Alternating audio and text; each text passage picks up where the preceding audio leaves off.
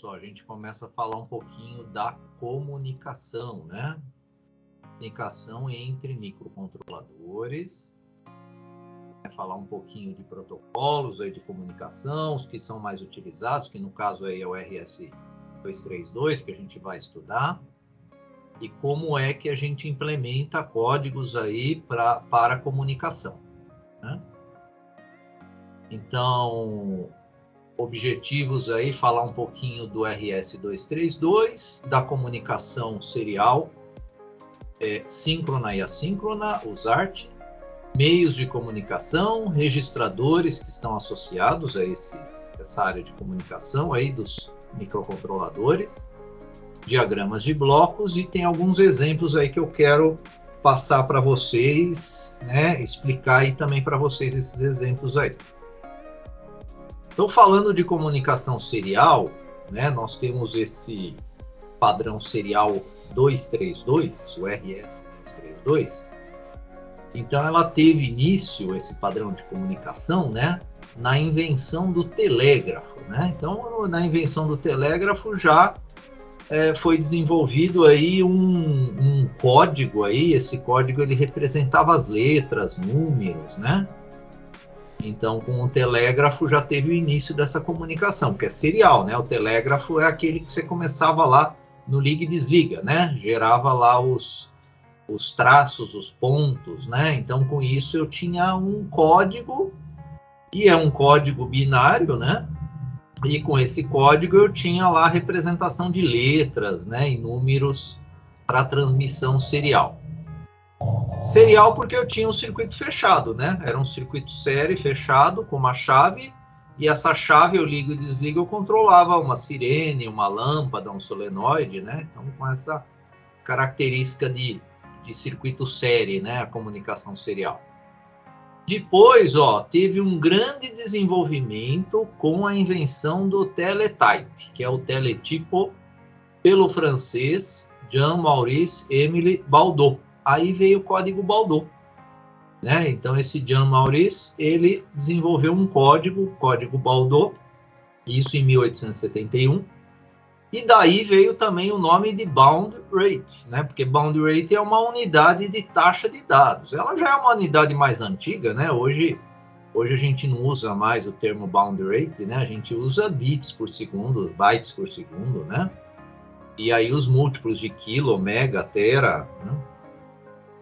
Então, o teletipo era como uma maquininha de escrever, né? Onde você enviava informações de uma máquina dessa para outra, né, através de linhas telefônicas, né?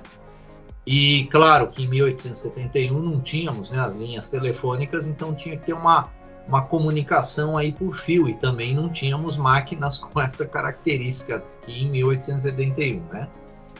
Aqui eu já estou com um avanço aqui, né, de comunicação aqui, essas imagens aqui. Então, o Baudot, além de criar toda a mecânica e elétrica do teletype, criou também uma tabela de códigos, que é conhecida como código Baudot, com letras, números e símbolos para transferência serial assíncrona digital de informações. Digital porque eram códigos também, né, binários, né, de liga e desliga, zeros e uns.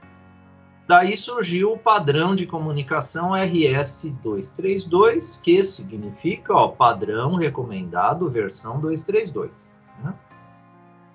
Então, aqui nós temos uma propaganda de 1957, né, da empresa Teletype, Teletype Corporation. Né? Então, é um dispositivo de comunicação, né, similar a uma máquina de escrever, que habilita o envio e o recebimento de mensagens impressas. Né? Então, isso aqui é uma propaganda de 1957 da empresa Teletype. E o código Baudot, ele tem essa característica aqui, essa tabelinha aqui, Então, na tabela ITA2, que é essa aqui, que usa o código Baudot, os caracteres são expressos utilizando 5 bits. Essa tabela de código ITA2 usa 2 subconjuntos, né? Um conjunto que é letras, né? Então tem um conjunto letters, e um conjunto figuras, né?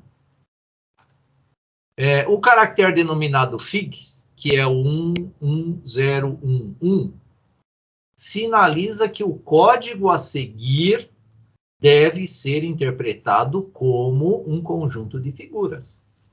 Então, eu quero mandar uma figura. Primeiro, eu mando o código de figura, dizendo que o que vai vir depois desse código aqui são figuras.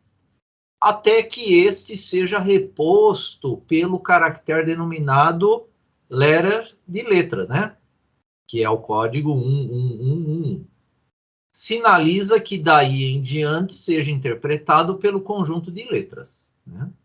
Aí nós temos o enc de encarre, né? Irá iniciar um disparo para que a outra máquina responda de volta. Significa, quem é você? Aí começou, né? Começou toda a estrutura de protocolo de comunicação. Porque hoje, numa rede de comunicação, de dados nós temos nessa característica, né? Você envia um dado para alguém e você pergunta, né? Quem é você? Aí ele vai te mandar um código, né? Dizendo que eu sou endereço tal, ou que eu tenho um nome tal, né? Isso aí vai depender também, né, do protocolo de comunicação que é utilizado. Temos o CR, né? Então, o CR é o Carriage Return. Isso aqui é necessário, porque máquina de escrever, ela tem essa característica, né? Eu tenho um retorno do carro. Geralmente eu faço esse retorno do carro pela mão, né? Quando se usa a máquina de escrever, porque eu tenho que voltar o papel para a posição inicial e avançar uma linha para continuar escrevendo, né? Então, no caso aqui do Teletype, ele tinha aquela estrutura de máquina de escrever, né? Porém, ela tinha mecanismos, solenoides e motores, que ela tinha esse retorno automático, o avanço da folha automática e a impressão dos números e letras também automática através de solenoides. LF, é para alimentar, né, avanço de linha. Bell é a campainha, né, toca uma pequena campainha, frequentemente utilizada para alertar os operadores a uma mensagem recebida. SP é de espaço, null é o caractere null, que existe até hoje, né, esse caractere null, que no caso, na época, era para fita em branco. O null, a gente vai falar um pouquinho desse caractere null hoje, né, na nossa codificação atual. Mas isso tudo, pessoal, é a história, né? Como começou, né, a parte de comunicação aí, primeiro com o telégrafo, né? E depois com o teletype. E aí, a comunicação do teletype é a seguinte: é um circuito série, né, que ele tem a presença e a ausência de corrente elétrica, né? Então, é um circuito com uma chave de liga e desliga, e essa chave, claro, vai gerar a presença ou ausência dessa corrente. Então, na transmissão dos caracteres, através da linha telegráfica, o sinal de marca era representado pela presença de corrente elétrica e o espaço pela ausência de corrente elétrica. Para o teletype, para que o teletype conseguisse distinguir o início e o final de um caractere, o mesmo era precedido de um sinal de espaço. Esse sinal de espaço, hoje a gente chama ele de start bit, e finalizado com um sinal de marca que a gente chama de stop bit. Então, essa teoria de comunicação serial, ela é a que é usada hoje nos microcontroladores, que eu vou comentar ela com vocês, passar esse conhecimento aí teórico para vocês. Entenda que o estado da linha ociosa, sem transmissão de dados, era o sinal de marca, ou seja, a presença de corrente elétrica. E isso ainda ocorre hoje. Se a gente medir um sinal numa linha serial, quando não tem ninguém, quando ninguém conversa, né, quando não existe troca de dados nessa linha, eu tenho um estado de nível alto, né? No caso aqui, presença de corrente elétrica nessa linha. Com base, então, no teletype, o padrão de transmissão RS-232 evoluiu e se tornou um padrão muito utilizado nos computadores e equipamentos digitais. Algumas interfaces RS-232 nos computadores atuais fornecem aproximadamente entre menos 10 e mais 10, mas suportam intervalos de menos 25 a mais 25.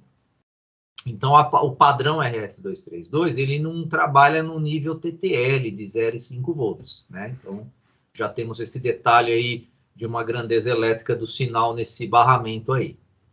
A comunicação serial é feita pela transmissão de bits em sequência, né? Então, os bits serão representados por esses limites aqui, né? Tipo menos 10 e mais 10. Eu teria aqui o bit 0 e o bit 1, ou menos 25 e mais 25. É um modo de comunicação muito recomendado para a transmissão de dados a longa distância. Então, longa distância, o que nós temos hoje é comunicação serial. Agora, o que muda é o meio de comunicação. E esse meio de comunicação, ele também determina a taxa, né, a velocidade que eu vou ter de transmissão, e determina também o alcance que eu vou ter desse sinal sem a necessidade de usar equipamentos de repetição. Com equipamentos de repetição desses sinais, eu consigo, claro, aumentar muito essa distância.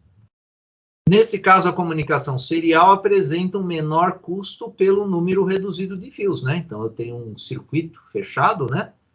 Então, eu vou precisar de 2 fios no mínimo para esse tipo de comunicação.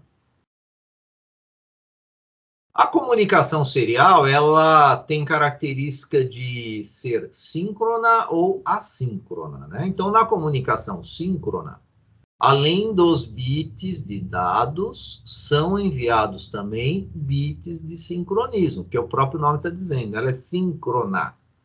Então, eu envio os dados e envio o sincronismo junto. Ou seja, o receptor fica em constante sincronismo com o transmissor. Então, numa comunicação síncrona, eu preciso que o relógio do transmissor esteja sincronizado com o relógio do receptor. Eu não posso ter diferença nesses dois relógios. Agora, na assíncrona não tem problema. Né? Então, na assíncrona, que é o modo mais utilizado de comunicação entre sistemas de controle, automação, entre sistemas embarcados, por não necessitar de sincronismo, eu vou iniciar um bit, e esse bit vai indicar o início de uma transmissão. Então, como a gente não tem um relógio comum para o transmissor e para o receptor, eu preciso de uma sinalização inicial. E essa sinalização inicial é chamada de start bit, ou seja, é o bit que avisa lá para o receptor que vai chegar uma informação. Aí o receptor se prepara, né, para receber a informação. E eu preciso também de um bit que indica que terminou a transmissão. Aí é o stop bit, né? Que vai ser um nível lógico alto. E o nível lógico baixo é o start bit. Nessa transmissão, o receptor está em sincronismo com o transmissor, apenas no início da transmissão, né? Só no início. E quem determina esse sincronismo, né, do transmissor com o receptor é o nosso start bit. Deve-se considerar que o transmissor e o receptor devem estar na mesma velocidade. Isso aqui é importante, né? Então, para esse tipo de comunicação, ou seja, a comunicação assíncrona, eu tenho que manter as taxas de dados do transmissor e receptor iguais. Então, numa transmissão síncrona, eu teria uma característica dessa aqui, ó. Eu tenho 2 microcontroladores. Eu tenho um fio que está transmitindo, vamos supor aqui que esse aqui é o A e esse aqui é o B, né? Então, é uma transmissão do microcontrolador A para o B, né? Então, eu tenho um sinal de clock. Então, observe que o sinal de clock é justamente o sincronismo. Porque esse sinal de clock, ele é comum para o transmissor e para o receptor. E eu tenho que ter também, ó, um sinal aqui de dados. Aí, com esse sinal de clock, eu determino que toda a borda de subida, ou pode ser também toda a borda de descida, né? Depende da lógica dessa comunicação, eu tenha a informação dos dados que eu quero. Né? Então, quem vai determinar a leitura dos dados é justamente a borda de subida ou borda de descida. Aqui nesse exemplo é borda de subida. Então, toda borda de subida eu tenho associado no cabo de dados um nível lógico. Esse nível lógico está representando aqui para o clock 0 o nível alto, para o clock 1 nível alto também, para o clock 2 e 3 os níveis baixos, e assim por diante. Então, eu preciso ter um sincronismo comum entre os sistemas que estão se comunicando. Isso na comunicação síncrona.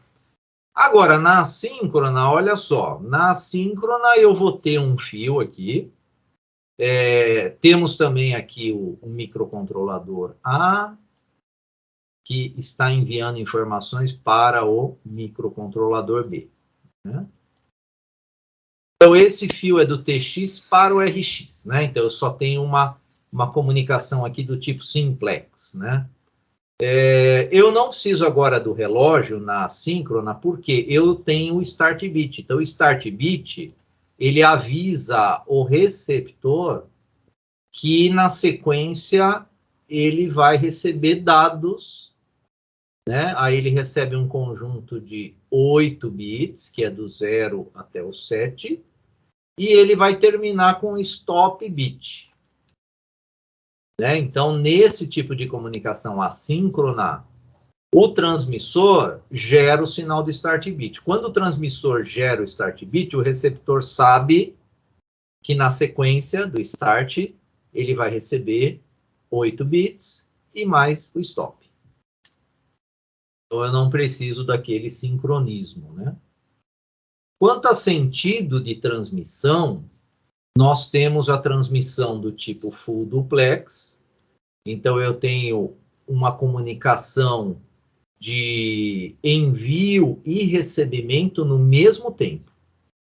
Então, indica que o dispositivo pode transmitir e receber dados ao mesmo tempo. Agora, já na Ralph, primeiro um transmite, depois um recebe. Então, eu tenho um único canal que é usado ou para transmitir ou para receber. Então, o dispositivo que comunica dessa forma pode enviar ou receber, mas não executa essas funções simultaneamente. O simplex é só em um sentido. Então, se trata de dispositivos que sua comunicação é unidirecional. Ou seja, apenas efetua o envio ou recebimento. Esse tipo de comunicação simplex, eu não tenho garantia do envio, né? Porque esse aqui enviou. E esse aqui, será que recebeu? Eu não sei. Né? Eu não tenho retorno, porque esse tipo de comunicação não permite esse retorno, né? Então, esse tipo de comunicação, dependendo do projeto, tem que ser avaliado, né? Se vale a pena ter uma comunicação dessa aqui, para garantir ou não, né, o recebimento da informação que você quer enviar. Já no Ralph e no Full, sem problema. Aí dá para você fazer com que o dispositivo que recebeu a informação te devolva um feedback lá, olha, recebi o seu dado, tá ok, né? Então, eu teria como garantia, né, de recebimento, né, da informação para o Ralph e para o Full Duplex. E aí nós entramos na parte física, né? No caso aqui, a tensão de protocolo que é usada. A tensão depende muito da família que é utilizada, né? Então, nós temos aqui a família CMOS, a família TTL, que é o que a gente utiliza, que está aqui em destaque, né?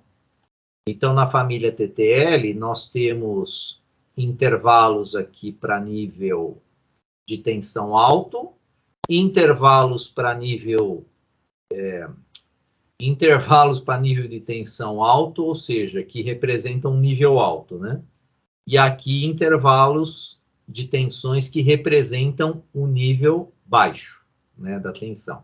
Então, se eu estou trabalhando com nível TTL, significa que o nível 0, ele pode ficar nesse intervalo aqui, ó, entre 0 e 0,8, né? Já o nível alto, né, para o TTL, eu preciso trabalhar com esse intervalinho aqui que está em amarelo, né? Então, o 2 aqui seria o limiar, né? Se ele ficar entre 2 e 0,8, é aquela região de indeterminação, né? Então, a gente não vai...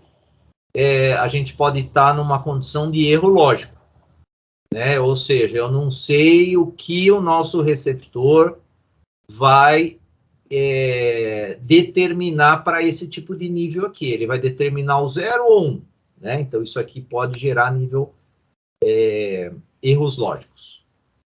E aqui nós temos exemplos das famílias de baixa tensão TTL, que trabalha com 3,3, né? Então, aí nós temos um intervalo de 0, que continua sendo, né, ó, de 0,8 a 0, e o intervalo de nível alto, que vai agora de 2 a 3,3. Então, o intervalo que representa o nível alto aqui, né, seria o high, comparado com esse nível aqui, ó, ele diminuiu, né? Ou seja, eu tenho a representação do nível alto, porém com intervalo pequeno, em comparação com o de 5. Tenho de 2,5, né? Que aí ele cai um pouquinho, ó, de 0,7 a 0 para o nível baixo, e para nível alto de 1,7 a 2,5. Opa, diminuiu mais ainda, né? O tamanho aqui do nível alto. Temos o de 1,8, ó, que diminui mais ainda. Agora aqui ele diminuiu tanto para o nível alto quanto para o nível baixo. Temos o 1,5 da família CMOS e 1,2 também da família CMOS. E 1,8 é CMOS também, né? Isso significa que esses dispositivos que trabalham com essas tensões mais baixas, eu tenho que me preocupar com ruído, né? Então, porque um ruído pequeno pode interferir uma tecnologia que está trabalhando com 1,2 e esse mesmo ruído não faz nada numa tecnologia aqui de 5 volts, né? Então, a relação sinal-ruído que vai mudar, né? Quando eu estou trabalhando com essas famílias, né, distintas aí. Então, para ambientes industriais, a gente nem utiliza, né, a família TTL, né? Então, a gente trabalha com o padrão lá RS-232, que a gente vai falar já um pouquinho dos níveis dele, mas chega lá a mais 25, né? De menos 25 até mais 25. Porque o ambiente industrial eu tenho muita interferência. Essa interferência com uma transmissão de nível TTL pode gerar muito erro nessa transmissão. Agora, se eu elevo o nível de tensão, essa interferência pode não afetar tanto, né, essa minha transmissão. Temos as terminologias do RX e de TX. RX, recepção, né? Então, é o termo usado para representar o pino receptor de uma comunicação serial. E o TX vai representar o transmissor. Ao contrário dos pinos GND ou VCC, que são conectados com os seus semelhantes. Ou seja, GND com GND. O RX e o TX têm uma ligação diferente. O TX deve ser ligado no RX, né, do outro. Ou seja, o transmissor enviando para o receptor e vice-versa. Então, se eu tenho dois microcontroladores aqui, ó, observe que o RX do microcontrolador A, olha só, ele está ligado no TX do B. E aí o RX do B no TX do A. E ó, o GND comum entre os dois, porque eu tenho que ter a continuidade de corrente elétrica aqui. Por isso que numa comunicação RX-TX com fios, a fonte dos dois dispositivos eu tenho que colocar como referência o GND dessas duas fontes. Existe a terminologia também de comunicação mestre-escravo. É um método de comando centralizado onde apenas o dispositivo mestre pode iniciar uma comunicação, enviando comandos, controlando a taxa de comunicação, etc. Então, eu tenho um exemplo que a gente poderia ter de comunicação mestre-escrava, é eu ter um microcontrolador A, um microcontrolador B, um C, um D e um E. Ou seja, eu tenho 5 microcontroladores aqui. Agora, para gerenciar a comunicação entre eles, eu tenho que ter alguém que manda. Esse que manda vai ser configurado como mestre. Então, o microcontrolador que inicia as comunicações vai ser sempre o mestre. E os escravos vão receber as informações e vão processar as informações. Não significa que o escravo não vai poder enviar uma informação. Vai, mas quando o mestre mandar.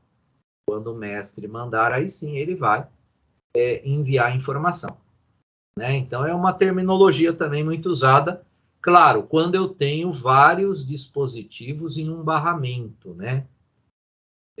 Vários microcontroladores, né? Usando um meio de comunicação em comum. Essa é uma maneira de se estabelecer regras, né? Existem outras também. A interrupção na comunicação do canal serial nos microcontroladores, ela é utilizada quando se espera receber um dado em tempo aleatório. Então, a interrupção ela vai ser utilizada para testar se o microcontrolador recebeu ou não, né, uma informação. Então, quando o microcontrolador recebe informações pelo canal serial, a interrupção é ativada. Então, existe uma interrupção tratando, né, dessa comunicação. Então, quando o dado chega, o start bit, que é nível lógico baixo, aciona a interrupção. Então, se eu estou com a comunicação habilitada, o microcontrolador recebeu o start bit, já gera o flag de interrupção. Onde a recepção da comunicação serial depois é executada. Então, quando é gerado a interrupção, existe uma rotina de recepção desses dados aí. Caso o canal serial seja utilizado somente para a transmissão de dados, não é necessário habilitar a interrupção serial. Então, vai depender também da estrutura de análise desse código aí. Geralmente, as funções aí do microC, que a gente vai utilizá-las para essa comunicação serial, ela vai, claro, utilizar as interrupções aí dos circuitos de comunicação. O nosso PIC de estudo, que é o 16F877A, ele possui internamente um circuito ou um canal USART. Então, eu já tenho determinado, né, um periférico de comunicação serial, que é os pinos 25 e 26, onde o 25 é o TX e o 26 é o RX. Então, esses dois pinos são os pinos que a gente vai utilizar. Então, por meio desse canal serial, podemos nos comunicar serialmente com diversos dispositivos e equipamentos, entre eles o PC. Então, eu vou utilizar esses dois pinos para fazer uma comunicação externa. A comunicação é usada códigos, esse código aí é da tabela ASCII, né, que é uma tabela internacional de codificação, e ela é a tabela usada para códigos de teclado. Então, eu já tenho nessa tabela a representação que ela pode ser de 7 ou 8 bits, a maioria é de 8 bits, e com 8 bits nós temos 256 códigos, né? Então, dá para a gente trabalhar com 256 códigos nessa tabela, que utiliza 8 bits. O microC, ele tem né, uma ferramenta lá no Tools que se chama ASCII Chart, ASCII Chart, ou seja, a codificação de caracteres ASCII. Então, se você encosta o mouse nesses códigos, você vai ter como resultado já a visualização, né, desse código, e aqui eu já tenho o código dele em decimal, que nem a letra A é o 65. Observem o 0 aqui, que é 48, ó. 0 é o null, né? É o código null. Esse aqui que ele vai aparecer em alguns códigos aí, que vai ser a codificação decimal número 48. E aí a gente chega até o 255, ó. Então essa tabela é usada para quando eu quero identificar códigos da tabela ASCII. E fisicamente eu tenho os conectores para essa comunicação, né? Então essa comunicação ela utiliza os conectores DB9 e os DB25, mais o DB9. Né? Então o DB9 ele tem 9 pinos, o DB25 tem 25. Observem que a comunicação serial com o DB25 já é uma comunicação, uma interface antiga, né? Poucos computadores têm essa porta de comunicação serial, mais os computadores antigos, né, que tem isso aqui. O próprio DB9 já quase não tem, né? Hoje em dia nós temos a comunicação através de USB, né? USB que é mais utilizado. Então, o DB9 eu tenho funções aqui para os pinos, né? Então, se eu quero implementar uma interface física, né, de comunicação padrão RS-232, nós temos que seguir essa codificação de pinos aqui do DB9. Os pinos utilizados para a comunicação RS-232, apesar dos nossos conectores possuírem 9 e 25 pinos, são apenas 3. Então, nós temos aqui ó, o TX, o RX e o Terra. O nível lógico alto no padrão RS-232, ele fica nesse intervalo aqui, ó, intervalo negativo. E o nível lógico baixo, ele está no intervalo positivo, né, de mais 3 a mais 25, né?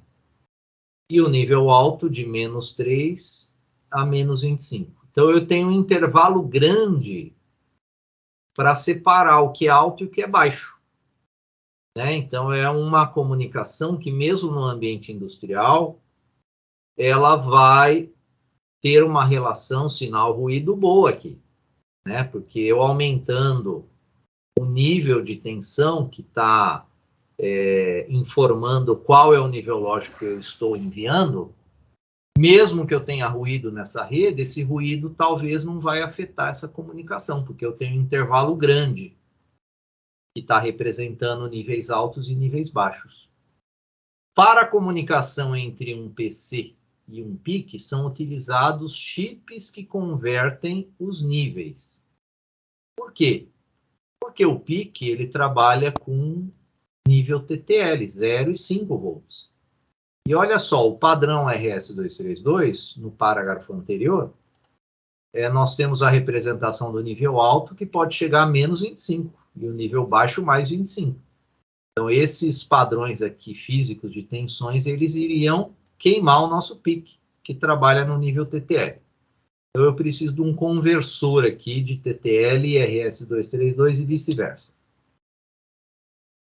Então, o sinal elétrico gráfico aqui, ó, do RS-232 tem essa característica aqui. Então, eu tenho o nível lógico nesse intervalo aqui, ó, nível lógico 0, no intervalo de mais 3 a mais 25.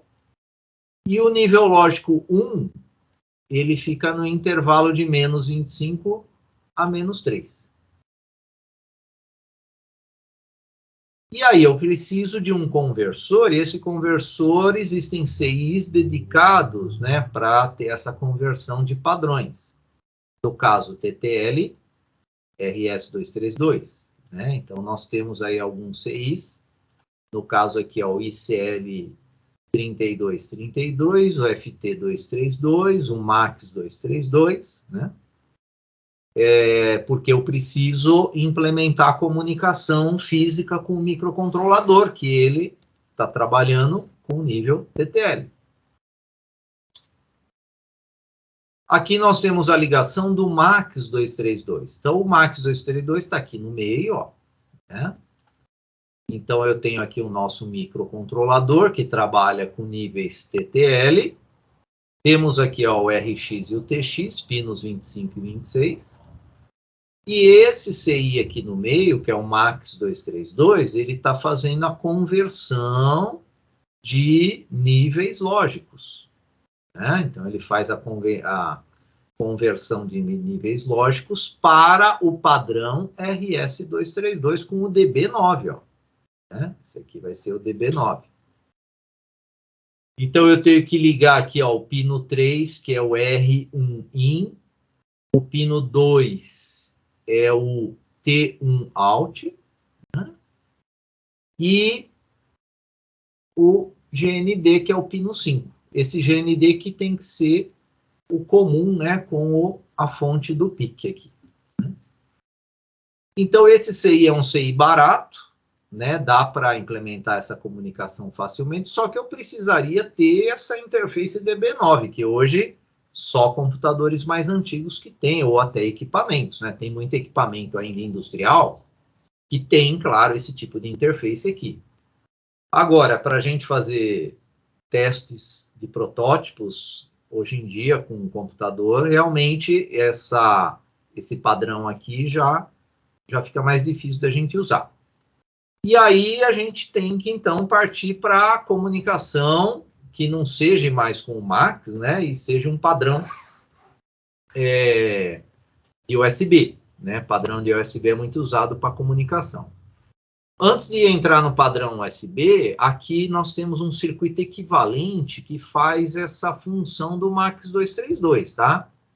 Então, são transistores, no caso aqui, 2 transistores, ó, onde com esses 2 transistores nós conseguimos adequar o RX e o TX que vai lá para o microcontrolador, né? Então, aqui ele vai lá no nosso microcontrolador, que vai ser o padrão TTL, que eu vou ter desse lado. E esse lado de cá, eu tenho o RXD, né, e o TXD.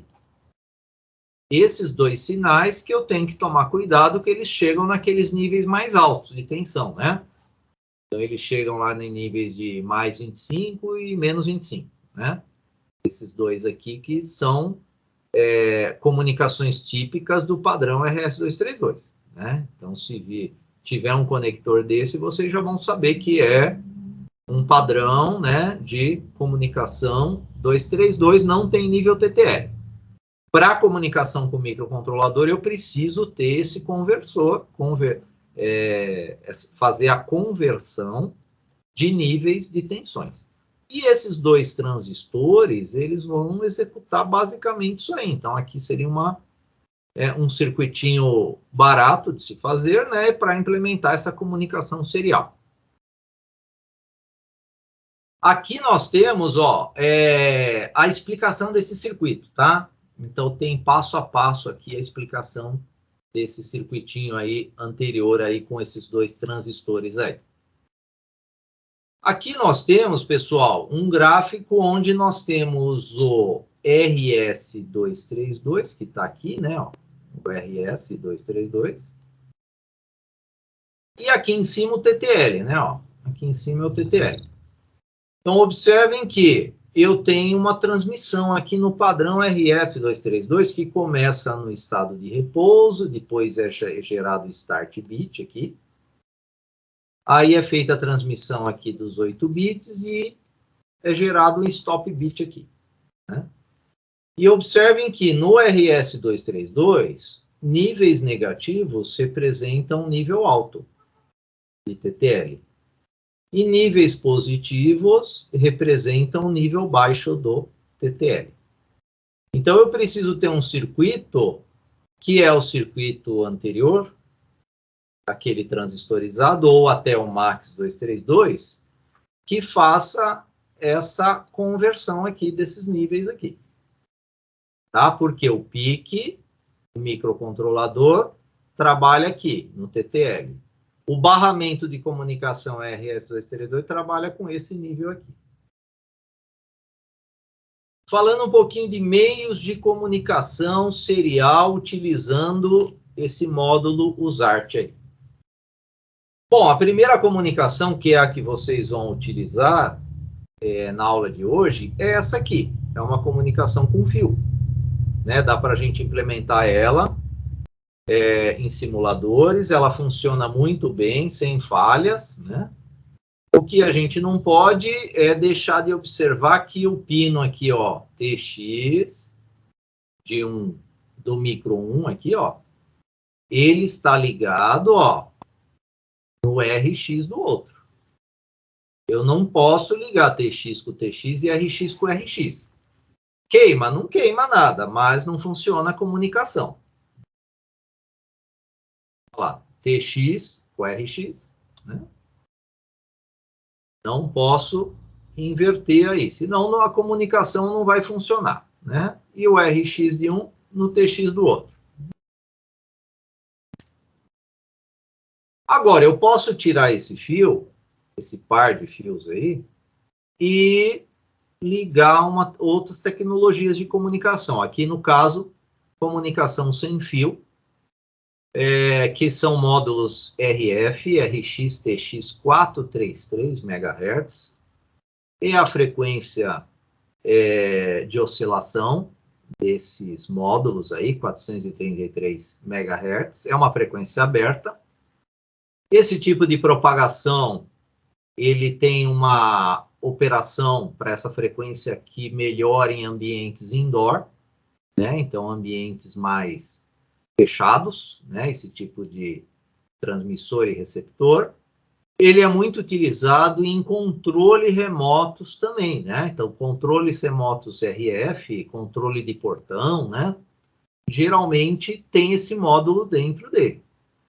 Ele já vem sintonizado nessa frequência, né? Então, eu tenho uma comunicação que é do tipo simplex, porque eu vou utilizar um módulo de transmissor pareado com um módulo de receptor. Né? Eles já vêm com frequências casadas, esses dois, não é necessário nenhum tipo de ajuste nesses módulos aí. Algum detalhe aqui do nosso transmissor? Então, o nosso transmissor 433, ele tem essa característica aqui física dele, né? Tem esses 4 pinos. A modulação que é usada é uma modulação digital ASK, né?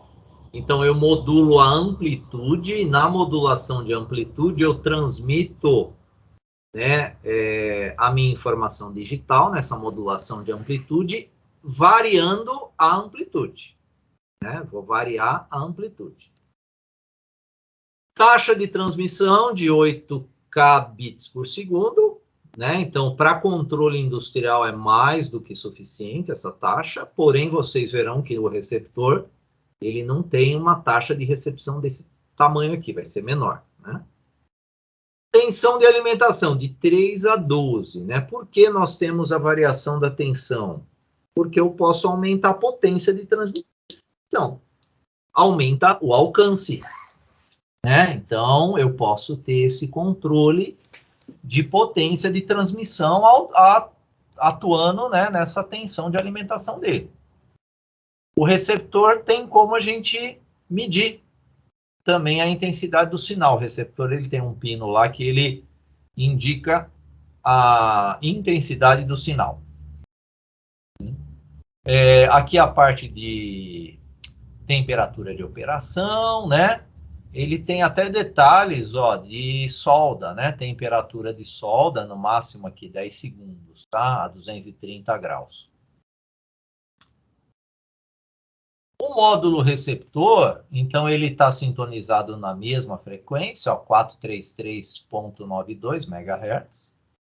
Ele tem mais fios aqui, né? Tem mais algumas ligaçõezinhas aqui interessantes dele, quer ver? Ele tem, ele também, ó, ele recebe a modulação, ele demodula, né? No caso em ASK, né? Ele tem um circuito LC de recepção. A taxa de dados dele é de 4.800. Ele tem uma seletividade de menos 108 dBm, né? Ele tem um espaçamento de canal de mais ou menos 500 kHz. Tensão de alimentação 5 volts. Então, esse aqui é fixo, a tensão, porque não adianta eu aumentar a tensão do receptor, que ele não vai receber mais nada, né? Então, não adianta eu aumentar a tensão do receptor. Então, para ele receber mais, eu precisaria dimensionar melhor a antena, né, dele. Aí sim, com uma antena dimensionada, eu vou ter a recepção máxima dele. Então, ele tem um sinalzinho aqui, ó, que se chama data out, né? Esse sinal data out, ele... não é o data out não, pessoal, é o RSSI. O RSSI é o sinal que eu posso monitorar através de um canal analógico esse sinal, e esse sinal ele vai identificar qual é a intensidade do sinal que ele está recebendo, né? Então, se o sinal está com nível bom, se está com nível baixo, né? Então, com esse tipo de informação, eu posso atuar aí na minha codificação diminuindo taxa de transmissão, né? Porque se eu diminuo taxa de transmissão, eu tenho alcances maiores. Então, se a intensidade do meu sinal diminui, eu posso, para deixar ele mais receptivo a essa minha taxa de dados, eu posso enviar uma informação lá para o transmissor para diminuir a taxa de transmissão. Porque conforme eu aumento a taxa de transmissão, o alcance diminui. E vocês observam isso se vocês pegarem medidores de taxa de transmissão, principalmente de redes Wi-Fi, vocês têm essa informação de intensidade por taxa. E observem o seguinte, que quanto maior a intensidade do sinal, maior é a taxa. Se a intensidade do sinal diminui, ou seja, você está se afastando mais lá do seu ponto de acesso, para manter essa comunicação e não ter muita perda de informação, a taxa também diminui, né? Então, eu poderia elaborar uma lógica nesse sentido aqui, né? Não significa que essa placa faz isso automaticamente, não, ela não faz. Isso aí vai ser a lógica do desenvolvimento do seu código. Temos módulos de comunicação com o padrão Zigbee, né? Bi de abelha mesmo, né? Ele tem características de baixo consumo de energia, baixo custo, trabalha com frequências já mais preparadas para ambientes outdoor, 2,4 GB, com imunidade e sem interferências, transmitindo dados a taxas de transferências entre 20K bits por segundo e 250K bits por segundo, né? Então, essa tecnologia desses módulos, eles trabalham com baixo consumo de energia, provendo que a bateria desses dispositivos durem anos, né? Então, a bateria desses dispositivos de comunicação Zigbee geralmente duram anos, né? Essa tecnologia é muito utilizada em medição de relógios de energia em um condomínio, né? Relógios de água em um condomínio, né? Então, vai lá uma empresa que propõe, né, fazer esse controle, né, de monitoramento dos relógios, aí para medir alguma característica de gás, água, né, e assim por diante. E aí eles instalam esses relógios, e esses relógios, um comunica com o outro, né? Porque a ideia é a seguinte: esse baixo consumo de energia significa que a potência de transmissão deles é baixa. Então, o alcance deles é baixo. Agora, se eu tenho uma placa que tem uma cobertura dessa aqui, uma outra que tem uma cobertura dessa, uma terceira dessa, então eu aumentei minha área de cobertura, ó. Claro, eu aumentei se as três placas, uma conversar com a outra, né? Então, a ideia do Zigbee é trabalhar dessa maneira, é como as abelhas trabalham, né? Então, o estudo de abelhas, ele foi utilizado para se desenvolver esse tipo de comunicação. Porque as abelhas, elas se comunicam dessa maneira, né? Uma conversa com a outra, mas elas não vão, né? Essa conversa de pares é curta distância, mas a conversa de um par com outro par, com outro par, com outro par, vai aumentando a área de cobertura, né? De dados, no caso aqui do Zigbee, dessas plaquinhas Zigbee. Por isso que elas têm durabilidade, né, de anos aqui, né, esses módulos aqui de comunicação. E eles são muito utilizados em sistemas embarcados também, tá? Aqui nós temos o ATmega, ó, 162. Temos comunicação também muito utilizada hoje, que é a Expressif, né? Então, a Expressif é uma empresa chinesa que ela desenvolveu um seisinho aqui, ó, né? Que é o nosso ESP8266. Né? Então, a Expressif, ela empesteou o mundo com comunicação Wi-Fi. Por quê? Essa plaquinha aqui é barata, né? Ela custa aí menos de R$10 uma plaquinha dessa aqui. E com essa plaquinha aqui, você consegue ter uma comunicação global com ela, né? Você conecta o seu sistema na internet. Então, ela usa também os padrões de Wi-Fi, que é 802.11 BGIN. Alcance está na ordem de 91 metros. Ela trabalha com 3,3 volts, tem que tomar cuidado se for utilizar ela na família PIC, né? PIC são 5, né? Então a gente precisa ter um estabilizadorzinho lá para 3,3, tá? Para alimentar essa placa, senão ela queima se ligar o 5, tá? A comunicação serial, ó, TX, RX, e é isso que nós temos no PIC, né? Então nós temos também no PIC esses dois terminais aqui. Modos de operação dela, cliente, access point, cliente mais access point, são alguns modos de trabalho aí com essa plaquinha de comunicação. Eu posso, inclusive, montar um servidor aqui dentro dela, que se chama um web server. Eu faço uma página aqui de internet e acesso dados dela, né, através tipo do celular, ou através do computador, ou qualquer dispositivo que esteja ligado na mesma rede dela. Ela tem segurança, né? Então tem lá seguranças desde o WEP, né, WEP, que é uma segurança baixa, fraca, né, para redes Wi-Fi hoje em dia, né? Hoje em dia a gente usa as tecnologias WPA, né, WPA2.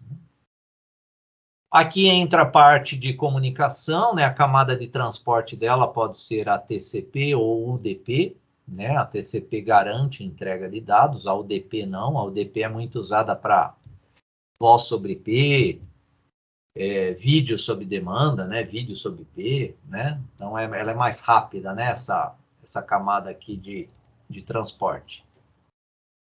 5 conexões simultâneas, né? A gente pode ter nessa plaquinha aqui. Temos os módulos Bluetooth, também são muito utilizados em sisteminhas embarcados, né? Então, comunicação sem fio. Claro que o Bluetooth, ele é uma comunicação interna, geralmente a cobertura é de 10 metros, né? Ou seja, é numa sala, né? Então, numa sala, tem dispositivos lá que você quer comunicação entre os dispositivos, então você vai, geralmente, usar um módulo Bluetooth. São módulos baratos também. Trabalham com frequência de 2,4 GB, né? Então nós temos também modo mestre e modo escravo também. Então o mestre, ó, poderá se conectar a outros dispositivos, enquanto o escravo ele só poderá receber conexões de outros dispositivos. A antena ela é embutida na placa, né? Que nem a do Wi-Fi. A alimentação dele também tem que tomar cuidado para usar com família PIC, né? Que é 3,3 volts. Taxas de transmissão, 9.600, né? 8 bits, bit de paridade ou não, e ele tem segurança, né? Tem senha também para estabelecer comunicação. Temos módulos RF também com o APC 220, né? Então ele tem uma área de cobertura bem maior lá que o RX-TX 433. Então o alcance é de aproximadamente 1.000 metros, isso, claro, em área aberta. A comunicação é ponto a ponto, não depende de infraestrutura de rede, porque é de uma placa para outra. Frequência de operação pode ser ajustada, ó, via software, porque você pode ter os canais, né, separar os canais de transmissão e recepção. A taxa de transferência pode chegar a 19.200 bps. Lembrando que, falando um pouquinho lá daquele módulo RX-TX433, como a frequência é a mesma, eu não consigo simultaneamente transmitir para um lado e receber do outro, né? Eu tenho que primeiro, seria transmitir para um lado e receber do outro, né? Eu transmito do microcontrolador A para o B. Agora, a hora que eu for transmitir do B para o A, eu tenho que desligar a transmissão do A. Senão eu tenho dois módulos transmitindo informações na mesma frequência, né? Aí eu não vou ter, eu vou ter muito erro de comunicação, né? É que nem eu modular um canal com uma mesma frequência que está sendo usada por outro, eu gero interferência fazendo isso, né? Vou gerar interferência trabalhando dessa maneira. Então, agora esse aqui não. Esse aqui a gente já consegue, via software, alterar, né? Então, eu crio um canal de um lado de 418 mega, para o outro lado eu crio um canal de 455. Então, a ideia é ter dois canais, frequências distintas. Não adianta eu ter dois canais com a mesma frequência, né? Aí não vai funcionar, né? Vou ter interferência. Temos uma rede bem... hoje em dia ela está sendo muito utilizada, né, para sistemas embarcados, né, que é a LoRa e a LoRaWAN, né? Então esse LoRa, ele vem de Long Range, né? Então é uma tecnologia, ó, de rede de área ampla e de baixa potência. Baseia-se em técnicas de modulação de espectro de propagação derivadas da tecnologia, ó, CSS, que é Chirp Spread Spectrum. É uma tecnologia de modulação, onde eu tenho vários canais da mesma frequência. O padrão foi desenvolvido, ó, pela Centec, e os proprietários da tecnologia do chip, ó, são a IBM e a Actility. Fazem parte da LoRa a Cisco, a KPN, a Orange, ZTE, entre outros. É uma tecnologia que ela está em constante evolução também, em função de várias empresas de tecnologia, né, determinar diversos tipos de padrões. Aí isso aí está mudando muito ainda, mas nós temos já muitas placas já desenvolvidas para ser utilizada em sistemas embarcados. Então o LoRa usa bandas, ó, de radiofrequências, sub-gigahertz, sem licença. Por que sem licença? Porque ela trabalha, né, nessas faixas que não são licenciadas pela Anatel, no caso aqui do Brasil, né? Então, no Brasil, 433, na Europa, o 868 mega, né? Austrália e América do Norte, o 915, Ásia, 923. Então, eu tenho que tomar cuidado para, a hora que for comprar uma placa dessa, saber qual é a frequência que está sendo usada nela. Então, o LoRa, ó, permite transmissões de longo alcance. Então, olha lá, mais de 10 quilômetros em áreas rurais, com baixo consumo de energia também. O LoRa e o LoRaWAN permitem conectividade de longo alcance para dispositivos, ó, da internet das coisas, né? Então, quando a gente fala de IoT, tem muita tecnologia de comunicação. E nessas tecnologias de comunicação nós temos a LoRa, né? Não só a LoRa, como uma delas é a LoRaWAN. Frequências que não precisam autorização, ó, utilizadas no Brasil, né? Então a LoRa utiliza frequências não licenciadas definidas no Brasil pela Anatel. No regulamento sobre equipamentos de radiocomunicação e de rádio e de radiação restrita. Então, as faixas de operação permitidas sem licença são essas aqui, né? Então, essa aqui é que usa muito Wi-Fi, né? O Wi-Fi usa essa aqui de 2,4 GB e o 5G usa essa aqui, né? Então, roteadores residenciais, né, trabalham nessas faixas aqui. A faixa de 433 e 435 poderia ser usada, mas a potência irradiada deve ser limitada a 10 miliwatts, né? Então, ela é uma faixa livre, mas eu tenho que ter limitação de potência nela.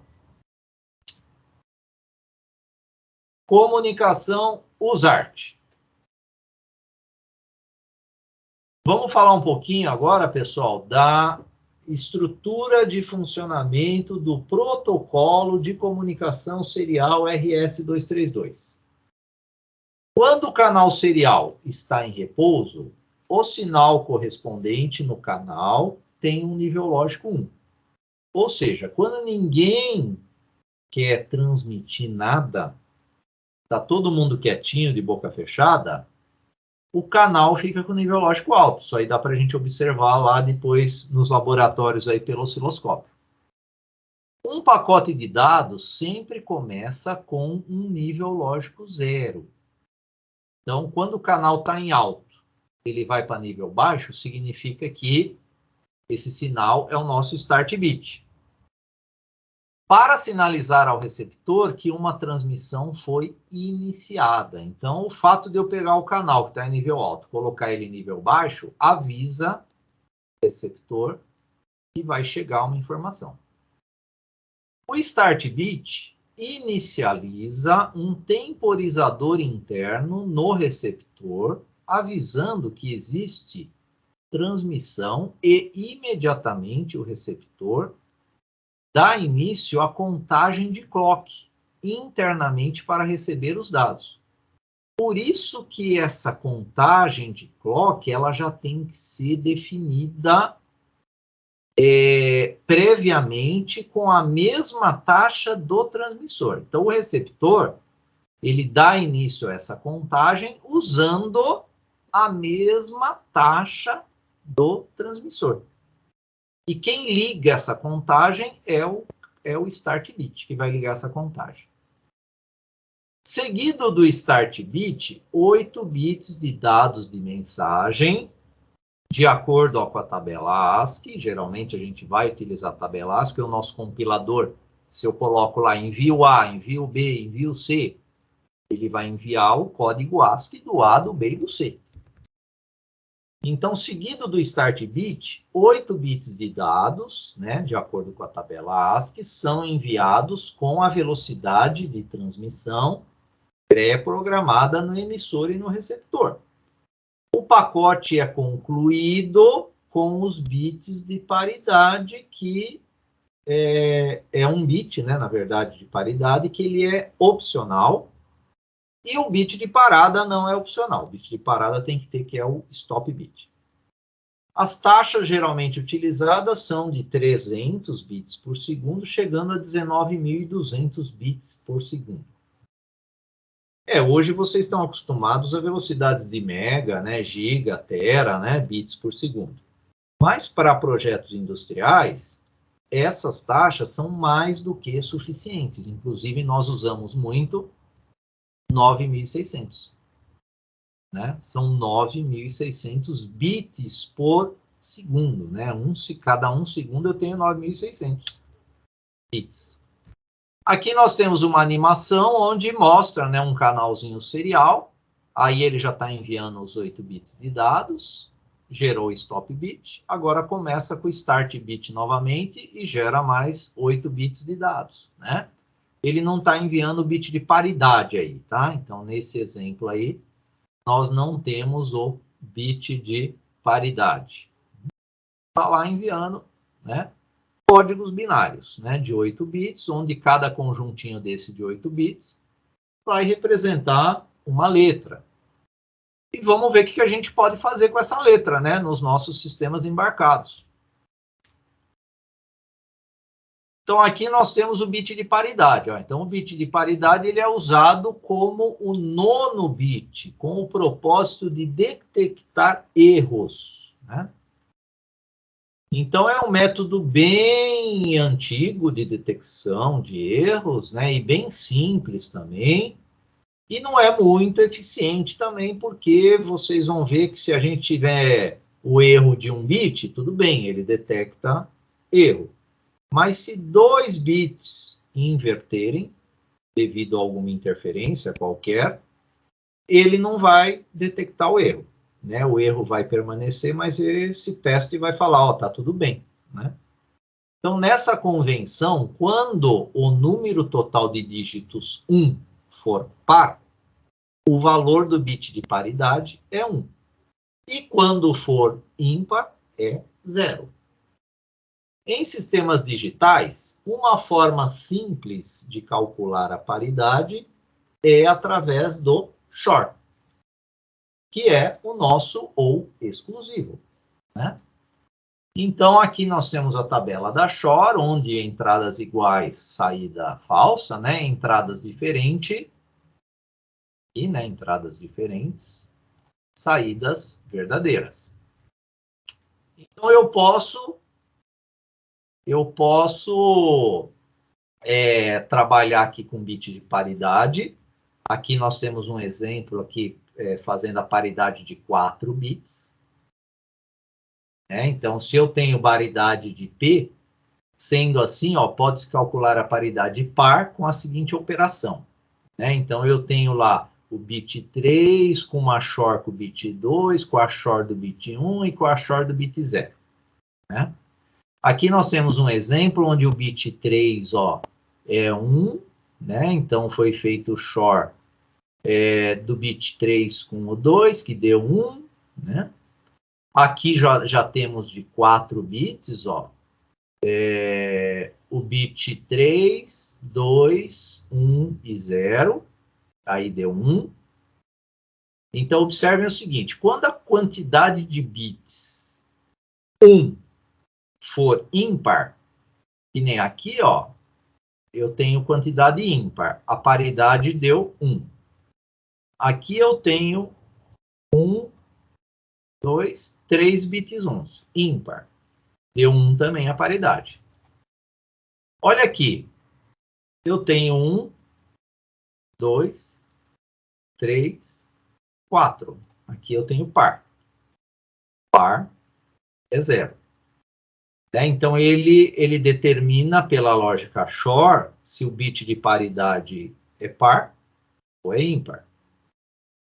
Então, já o cálculo da paridade ímpar pode ser feito negando a operação Shor. Então, eu posso trabalhar com o bit de paridade par ou bit de paridade ímpar. Eu tenho essa opção de escolha quando eu programo lá a minha interfacezinha de comunicação serial.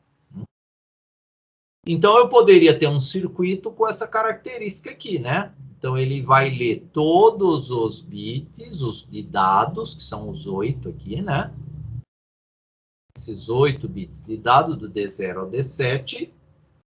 E ele vai, com o resultado do bit de paridade, ou par ou ímpar, colocar aqui o resultado no 9º bit, que é esse do P, o P de paridade. Na verdade, é o 8º bit, é o 9º bit mesmo. Esse aí é o 9º bit, que é o bit de paridade. Aqui nós temos um exemplo do bit de paridade 0, porque nós temos a quantidade de números de bits 1 é par. Então, eu tenho 0 como resultado no bit de paridade. Então, se tiver aqui, eu tenho o bit de paridade 1, porque eu tenho número ímpar.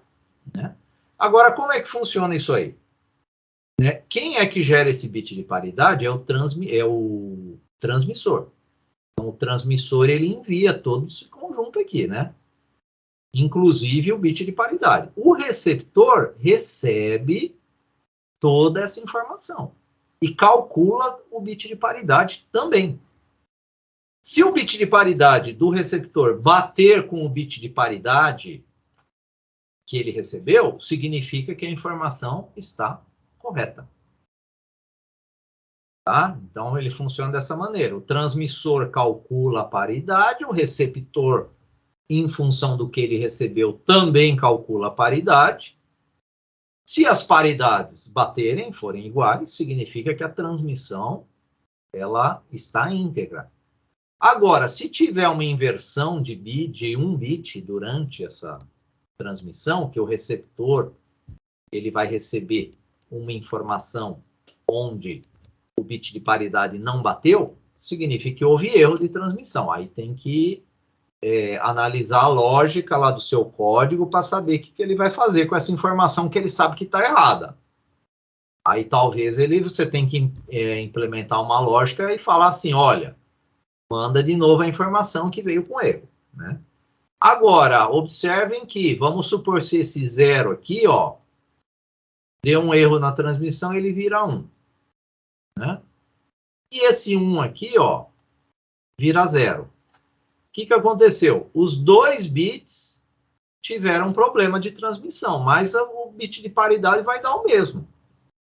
Então, por isso que é um método bem simples, né, de detecção de erro, esse método de paridade. O formato da comunicação aí no padrão RS-232, né? Então, dependendo da taxa de dados, né, de bound rate, nós temos um período de bit, né? Que é o tempo de bit, na verdade. Então, no nosso caso, a gente costuma usar aqui, ó, 9600. Significa que eu vou ter um tempo de bit de 104 microsegundos, né? Cada T desse aqui, ó, tem esse tempo aqui de 104 microsegundos, né? É pegar 1 e dividir por 9.600. Que é essa continha aqui, né? Então, para 9.600, nós temos aqui, o valor correto é 104,17 microsegundos, que é o nosso tempo de bit numa transmissão. Por isso que o transmissor e o receptor, eles têm que estar programados para essa mesma taxa, né? Porque não adianta eu transmitir com um tempo de bit de 104 micro e o receptor, sei lá, ele está programado para um tempo de 200 micro. Né? Ele vai receber 2 bits num tempo que ele está achando que é 1. Então, a comunicação RS-232, ela é assíncrona, né? Isso significa que para efetuar a comunicação de dados entre os dispositivos, o transmissor e o receptor devem estar configurados a uma mesma taxa de transmissão-recepção, ou seja, se a transmissão está sendo efetuada a uma taxa de 9.600 bps, então o receptor deve estar configurado para receber os dados a 9.600. Se as velocidades de transmissão e recepção não forem compatíveis, que nem o desenho aqui embaixo, ó, os dados não serão interpretados corretamente. Então, imaginem o seguinte, o transmissor transmitiu 8 bits a 9.600. O receptor ele está configurado para 4.800. Significa que esses 8 bits eles vão se encaixar aqui, ó. Aí, ó, eles vão se encaixar nesse pedacinho. A cada 2 bits transmitidos, o receptor vai achar que é um só. Né? Então, eu vou ter diferenças de tempos aqui. Isso aqui a gente tem que programar, né? Então, o transmissor e o receptor têm que estar, né? Os dois têm que ter a mesma velocidade de transmissão e recepção. Então, a gente não pode, né, ter, no caso aqui, um T1 menor que o T2. Olha lá, eles não se encaixam. O conector, usando o DB9, nós usamos o pino 2, o 3 e o 5. Né? O 5 é comum, que é o Terra, o GND. O 2 de um lado vai ligado no 3 do outro, porque a gente precisa inverter, né? O RX com o TX. E vice-versa, né? O 2 do outro lado, né? Com o 3 do lado A aqui, né? Exemplos de comunicação. Então, eu posso ter comunicação entre microcontroladores, entre um microcontrolador e um computador, ou um celular, né, ou um notebook, entre o microcontrolador com o PC, com outro microcontrolador, né? Posso ter essas comunicações aqui. E a gente pode colocar o microcontrolador na nuvem. Né? E o que é a nuvem? A nuvem é o planeta Terra. Né? É uma rede global, no caso a internet. Então, se eu ligar uma plaquinha Wi-Fi no microcontrolador e conectar ele na nuvem, e o meu computador, vamos supor que eu estou aqui em São Paulo, né? O microcontrolador está em São Paulo, e eu estou com um celular lá no Japão. E então, com serviços de nuvem, né, que são serviços de IoT, hoje em dia tem muito, né, serviços de IoT, eu vou conseguir ter essa comunicação do meu microcontrolador aqui em São Paulo com o meu celular ou um computador lá no Japão. Né? São serviços de nuvem, né, que a gente trabalha hoje com os sistemas embarcados. Tá? Então, a nuvem é o nosso planeta. Como que a gente programa a comunicação serial? Então, no microC, nós temos algumas bibliotecas que têm a função de agilizar, né, esses processos de comunicação, fazer com que os nossos projetos fiquem mais rápidos, né, de idealizar. Nós precisamos selecionar essa biblioteca aqui, ó, o ART. Selecionando essa biblioteca, o ART, nós conseguimos trabalhar com algumas funções já prontas. Dentre elas, tem 4 funções que a gente usa mais, que é o ART init, o ART1 data ready, o ART1 read e o ART1 write. O ART1 init configura e inicializa os registradores do canal USART, ó, do PIC, com o valor do bound rate que a gente quer dentro dos parênteses. Né? Então, dentro desses parênteses, nós colocamos a taxa que ele vai trabalhar para transmitir e para receber dados. O ART1 data ready de pronto, é a função que vai avisar quando chegou dados no buffer serial. E aí sim ele ativa a interrupção. Então, essa função avisa que chegou dados, né, pelo canal serial. O ART1 read lê esses dados. Então, ele lê o buffer serial e eu tenho que pegar esses dados e armazenar eles numa variável qualquer. Então, essa função read está sempre associada a uma variável. E o ART1 write escreve, ou seja, envia um byte pelo canal serial. Então, quando eu quero enviar uma informação para um outro microcontrolador, para o PC, e assim por diante. E aí começam os nossos exemplos, tá? Então, o programa seguinte tem como função enviar caracteres de um terminal serial do PC para o canal serial do PIC, com uma taxa de 9.600 bits por segundo. E aí, o que vai acontecer? O PIC vai receber essa informação, né? E ele vai devolver. Então, nós precisamos de um programinha que se chama terminal serial. Existem vários programas de terminais seriais. A aula que vem, com o uso do C#, eu vou ensinar vocês a fazerem um terminal serial personalizado para vocês, né? Então, vocês farão um terminal serial para utilizar ele nos projetos que vocês quiserem com sisteminhas embarcados. Aqui de hardware, temos como exemplo o MAX232, né, o conector DB9 com RS232. No Proteus, nós vamos trabalhar com um terminal serial que ele se chama Virtual Terminal. Né? Virtual Terminal. E ele tem uma configuração ali no Edit Componente que eu configuro o bound rate dele. Se eu fizer um código com 9.600 aqui no PIC, né?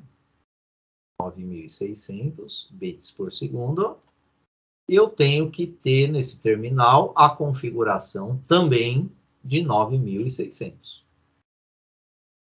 E aí, com o Proteus, eu emulo um terminal serial, onde eu consigo enviar dados e receber dados nesse terminal. Então, eu consigo interagir aqui numa comunicação com o microcontrolador. O primeiro exemplo é esse aqui, né? Então, é aquele exemplo que ele testa a comunicação serial. Então, esse seria o primeiro exemplo para vocês começarem a entender o funcionamento da comunicação serial. Então, nós temos aqui um exemplo bem simplesinho, né? Tem uma variável só que foi declarada. Temos de setup o ART1 init 9600, configura o canal serial para 9600. No laço infinito, nós temos um if aqui, ó, testando aquela função ready.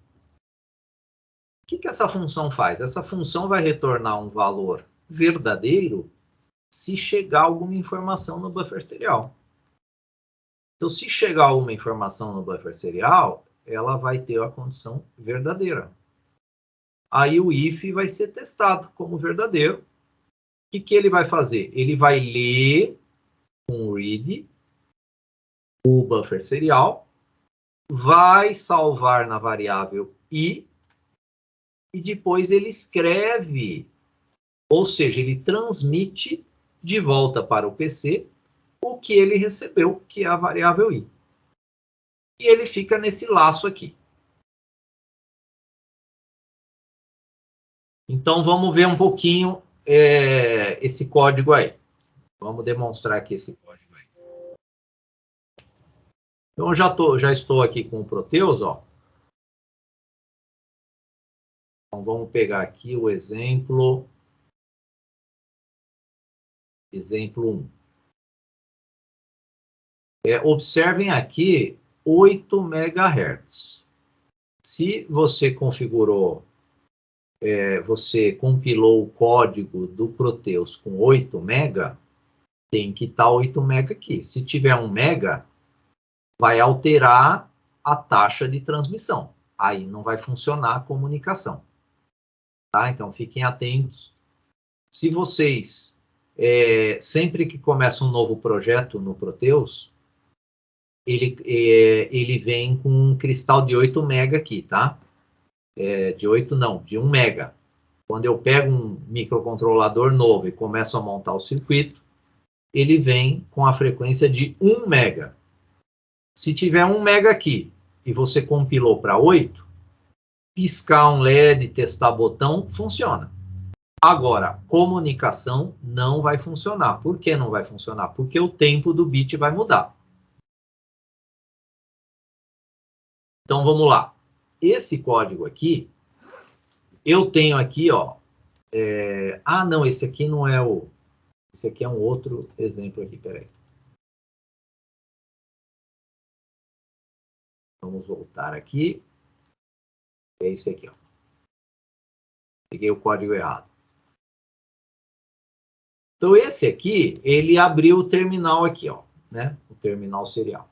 O terminal, se vocês clicarem aqui com o direito, ele tem essas opções aqui, ó, de clear, pause, copy, paste. Esse echo ele duplica, não é que ele duplica, ele vai te mostrar a informação que ele está recebendo. Ou seja, se eu enviar o A, ele me devolve o A. Espera aí, eu desliguei, né, ué? Olha lá. AA. BB. CC. Né? Então, eu estou enviando e ele está devolvendo. Se tiver o eco ticado aqui. Tá? Vamos abrir o osciloscópio aqui. Então, é debug digital osciloscópio. Então, eu tenho aqui a ligação. Deixa eu...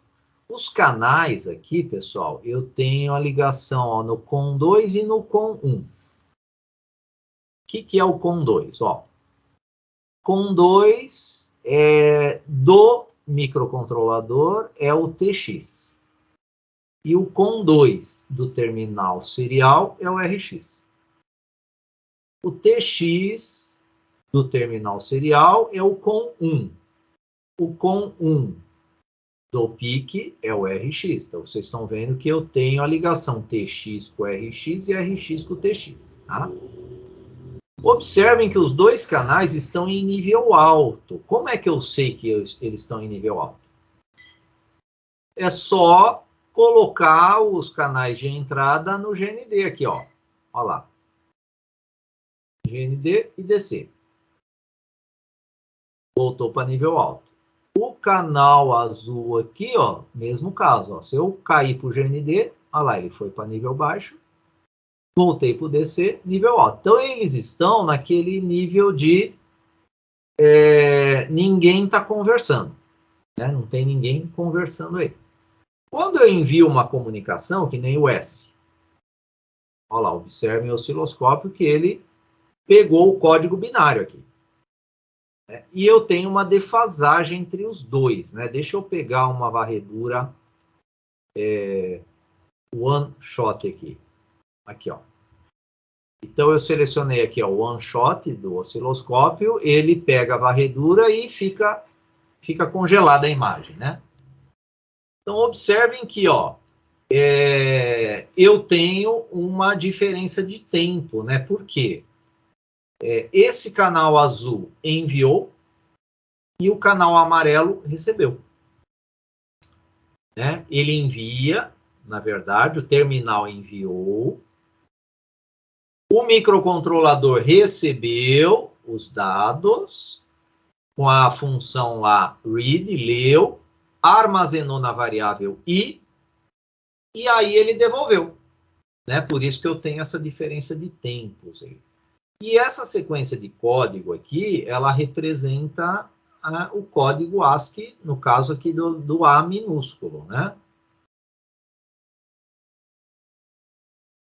Aqui eu posso enviar novamente outro, né? Vamos fazer aqui a letra C, ó. O código mudou, né? Vou clicar de novo aqui, ó, no one shot. Vou mudar o M. Olha lá. Cada letra ela vai ter um código e esse código vai ser o código ASCII. Tá? Então, dá para a gente visualizar legal aqui a parte de comunicação. Agora, vamos fazer o seguinte. Eu vou parar aqui, ó, e eu vou aqui nesse terminal serial, Edit Propriedades, e eu vou mudar a taxa, ó, o bound rate dele. Vamos colocar, sei lá, 2.400. Então, ele está com 2.400 e o PIC está com 9.600, tá? Então, vamos colocar aqui o one shot e vamos enviar a letra A. Olha só. Enviamos a letra A, recebemos esse símbolo aqui de uma casinha. Ó. E olha só, os códigos aqui não batem, né? Então, esse aqui, ele está numa taxa de 9.600 e esse azul, ele está naquela taxa de 2.400. Então, você envia um dado e você recebe outro, né? Vamos ver a letra D. Ó, enviei o D e recebi o F. Vamos na letra M. Ó, enviei o M e recebi o O. Não tem nada a ver, né? Vamos mais uma aqui. F. O F, por coincidência, deu o F aqui, ó. Mas vocês estão vendo que nada a ver, né? O código dele. G. H, veio N. Né?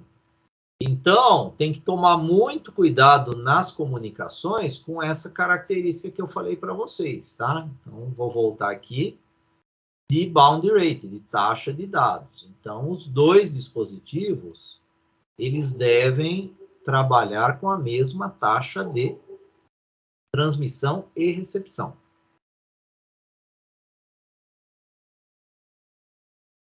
Aí, agora, voltamos ao normal, né? Então, continuando aqui o nosso material.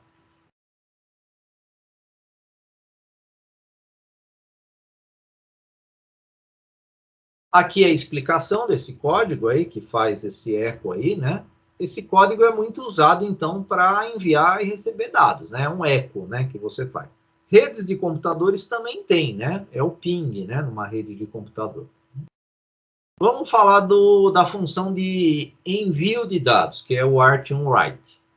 Repare no programa anterior que utilizamos o comando if para testarmos o retorno da função, o ART1DataReady, que é uma função que avisa quando um dado chegou no buffer serial. Então, essa função, o ART1DataReady, tem como retorno 0 quando o buffer serial do PIC encontra-se vazio, ou seja, ele não recebeu nada. E ele tem retorno igual a 1 quando temos no buffer algum byte que ele recebeu. Né? A função write, o ART1WRITE, envia somente um byte pelo serial. Eu posso enviar, né, o caractere usando o apóstrofo. Eu posso enviar o código hexadecimal, também aqui no caso seria o FF, que é o 255, né? Ou eu envio direto o código em decimal. Né? Então, ele aceita essas três opções aqui. Agora, eu não posso enviar string. O que é uma string? Sequência de letras. Né? Uma sequência de letras eu não posso. Então, write fatec sp, isso aqui eu não posso. Ou write abcd, eu não posso. Eu tenho que enviar letra por letra.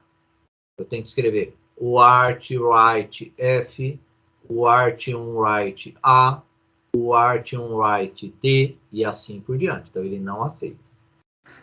Repare que nossos caracteres são precedidos com aspas duplas na linguagem C. Isso aí é uma string. Nesse caso, nossa cadeia, né, para string, ela é composta dessa maneira. Quando eu crio uma string, o compilador ele gera esse tipo de cadeia aqui, ó, para o exemplo aqui do ABCD, tá? Então, ele faz um A, né, com o apóstrofo, que é a representação de um caractere. Concatenado com o B, concatenado com o C, com o D, e termina com o caractere null, que é o /0, que é aquele 48, né? Que eu falei lá do código ASCII, daquela tabela de código ASCII. Então, para operar com a função UART1WRITE, o modo mais elegante, ou talvez o modo mais usual, é utilizar ponteiros, né? Então, tem um exemplo aqui que a gente utiliza o ponteiro para conseguir usar o envio de letras, mas numa sequência de caracteres. Os ponteiros nada mais são do que uma variável utilizada para armazenar o endereço da memória de outra variável. Então, o que é ponteiro? Ó, é como se fosse um uma ponte, né? Então, o ponteiro, ele armazena o endereço da onde está o dado que eu quero acessar. É basicamente isso aí. Ele armazena o endereço da memória e nesse endereço tem o meu dado que eu quero acessar. Dizemos que um ponteiro, ele é um apontador de outra variável. E a gente usa dois símbolos para trabalhar com ponteiros, né? O asterisco, que declara a variável ponteiro, que nem aqui, ó, int asterisco x. Significa que eu declarei a variável x do tipo ponteiro, né? E int, né? Ela é int ponteiro. O e-comercial, ele atribui o endereço o endereço à variável ponteiro. É como eu resgato o endereço da variável, aqui no caso, no x. Então, nesse exemplo aqui, ó, x igual e-comercial texto, o que isso aqui vai dar como resultado? Carrega os endereços da variável texto no ponteiro x. Então, eu tenho uma variável texto que ele vai carregar na variável x os endereços. Por que usar ponteiros? Os ponteiros, ó, são muito úteis quando uma variável tem que ser acessada em diferentes partes de um programa. Neste caso, o código pode ter vários ponteiros espalhados por diversas partes do programa, apontando para a variável que contém o dado desejado. Caso este dado seja alterado, não há problema algum, pois todas as partes do programa têm um ponteiro que aponta para o endereço onde reside o dado atualizado. Então, existem várias situações em sistemas embarcados, principalmente, que são úteis. Tipo, alocação dinâmica de memória, manipulação de vetores, para retornar mais de um valor em uma função, otimização de programa. Também é muito utilizado para otimizar programa. Exemplos. Então, o primeiro exemplo e os outros utilizam, né, do primeiro ao quinto exemplo, nós usamos esse circuito aqui, que é o circuito que eu estava mostrando para vocês lá, o teste do eco. Então, o circuito vai ser esse aqui. Tá? O exemplo 1, ele usa justamente a estrutura de ponteiros para vocês começarem a entender um pouquinho os ponteiros. Então, para exemplificar um programa de comunicação serial com ponteiros, vamos desenvolver um programa que possui como objetivo enviar a string com a seguinte informação: programando a serial. Então, programando a serial é uma sequência de caracteres, e sequência de caracteres é uma string, por meio de um canal serial do PIC. Né? Então, vamos imaginar que o compilador ele reservou esses endereços aqui, ó, para os nossos caracteres. Então, o endereço da memória 00H, ele está colocando o P, o 01R até o 19, que é o L do serial, e o último é o /0, é o null, é o 48 decimal. Esse caractere null, ele é utilizado para a gente fazer o teste final. Quando terminar a sequência de caracteres, ele vai saber que terminou com o caractere null. Então, está aqui o nosso código. Então, esse código aqui é interessante que vocês depois repliquem ele, compilem e façam um teste. Então, primeiro, nós temos aqui um vetor, né, de nome texto, e foi armazenado, programando a serial nele. Foi criado uma sequência de caracteres aqui, que é a nossa string. Aí o char asterisco ia declarar a variável i como ponteiro, né, do tipo char. Temos uma variável para receber, de nome recebe. Né? No setup aqui, nós temos o art1 init, para trabalhar aí com a comunicação serial. Né? Nós temos aquele e-comercial da variável texto, que está aqui em cima, ó, ela vai pegar os endereços, né, do P, do R, do O, né, e armazenar no I. Então, ela resgata o endereço, ó, de onde está salvo na RAM a variável texto. Os endereços, não os dados, né? E nesse while aqui, o que ele está fazendo com essa variável ponteiro I?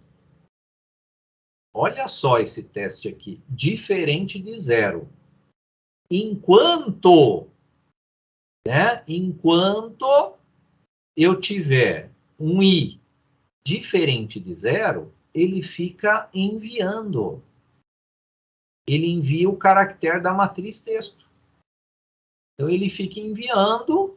Quando for zero, ele para de enviar. Por quê que ele para de enviar? Porque o caractere último aqui, ó, depois do L, é aquele caractere null, o barra zero. Né? Ah, mas ele não está aqui. Não está porque é o compilador que cria ele. Né? Então, a gente não precisa colocar o zero aqui. Tá? Tem código aí, tem muitos códigos aí que a gente soma com o zero aqui, o final de uma string, tá? E ele vai incrementando, né, o i, porque ele tem que ir mudando a posição do endereço do vetor, da variável ponteiro i, né? Por isso que eu tenho esse i++, que aí ele vai pegar o p, o r, o o, né, e vai enviando.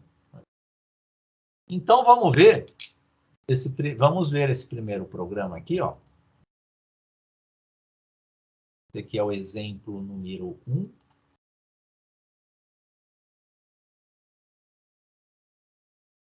Exemplo 1, eu vou iniciar, ele vai abrir o terminal serial e, ó, programando a serial. Ele recebeu esses dados aqui usando aquela estrutura. Deixa eu fechar aqui o osciloscópio. Então, ele recebeu do microcontrolador aquela estrutura que está no nosso vetor aqui, ó, né?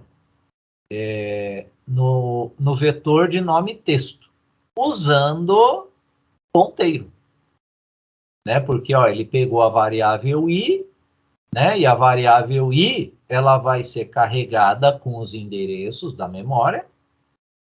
E aí o write eu pego, aponto esse endereço da memória e ele envia o dado que tem nesse endereço da memória. Né? É isso que ele fez nesse código aqui.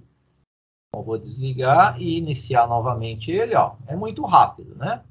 Muito rápido, ó, programando a serial. Então, esse é um exemplo número 1.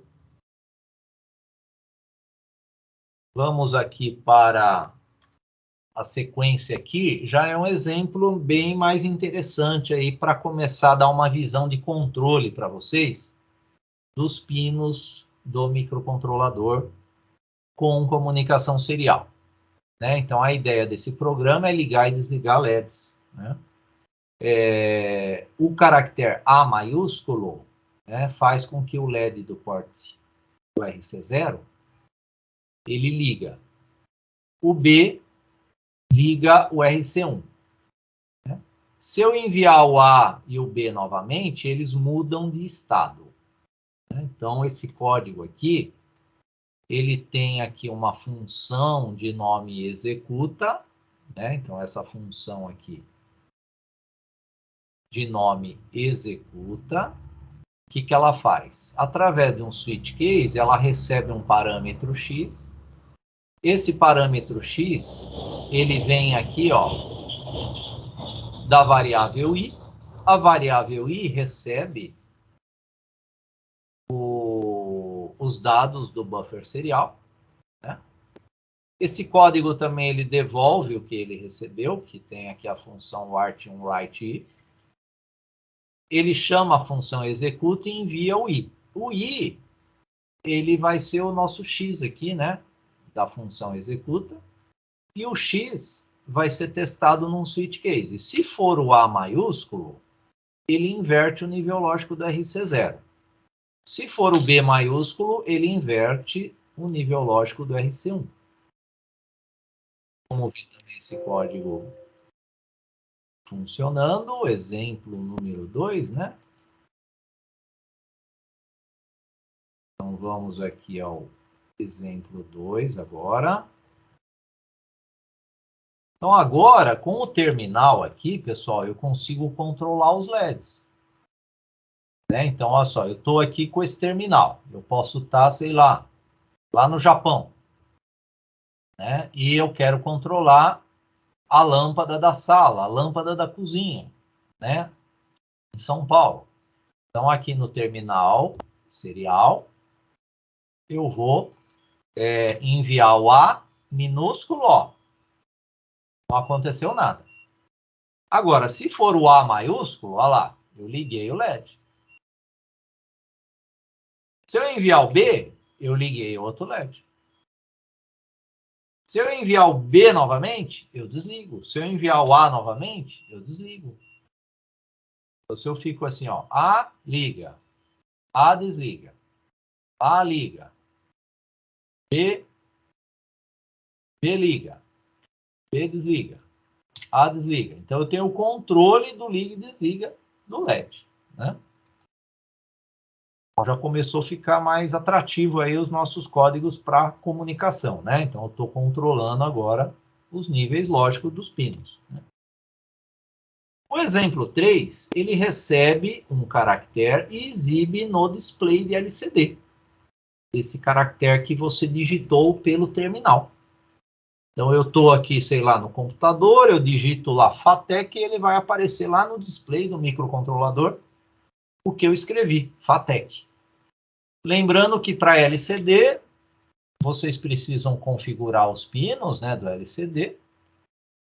E aqui nós temos uma variável de nome e valor. Temos aqui todo o setup do LCD, inclusive, né? Tem da comunicação serial. Depois da comunicação serial, nós demos um delay aqui para estabilizar o canal serial de 10 milissegundos. E aí o LCD init, o LCD cursor off, né? E aqui, ó, se ele recebe algum dado, né? Aí entramos aqui no laço infinito, né? Se ele recebe algum dado, ele armazena esse dado na variável valor e eu carrego o display com o que ele recebeu na variável valor usando o LCD-CHR-CP. Né? Porque aqui eu uso o código que ele recebeu. Né? Por isso que eu estou usando o CHR e CP é para ele escrever na posição do cursor.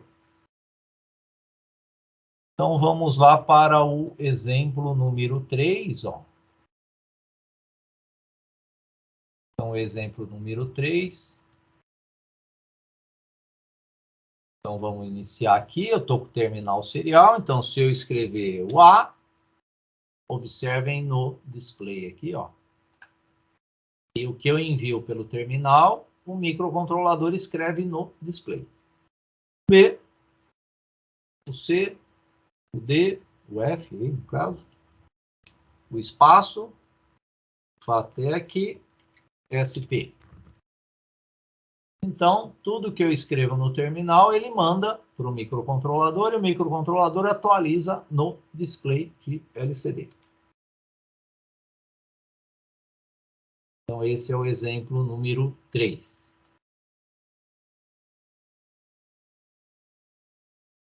Exemplo 4, ele recebe uma string e exibe no LCD só quando pressionar o asterisco.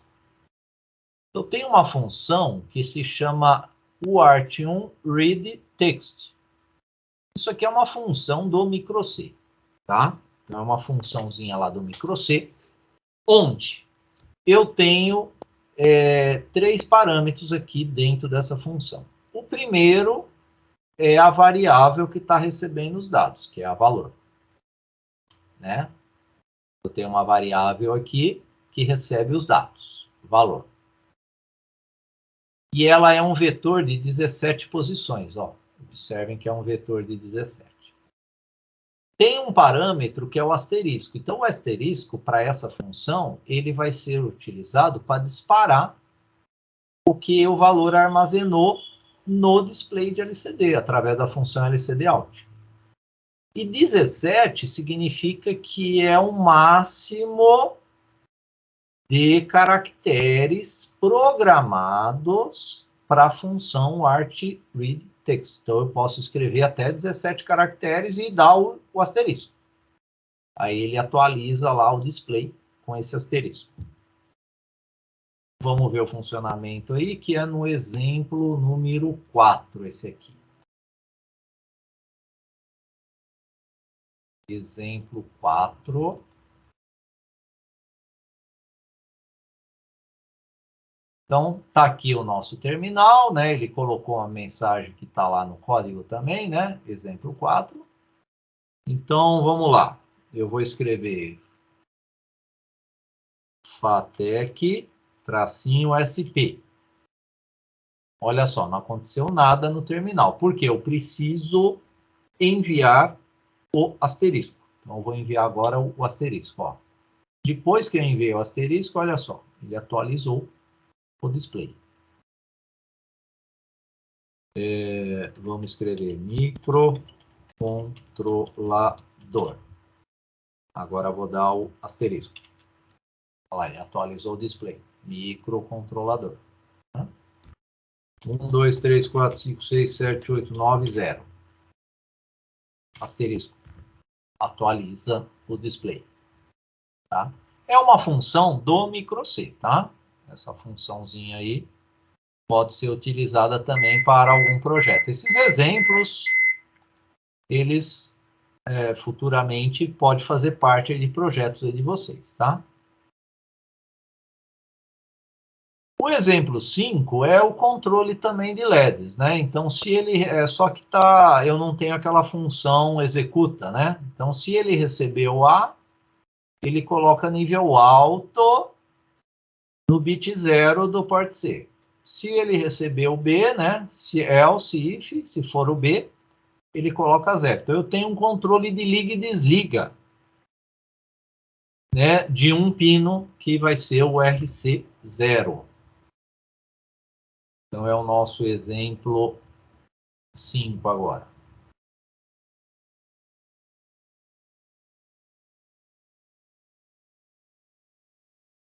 Exemplo 5.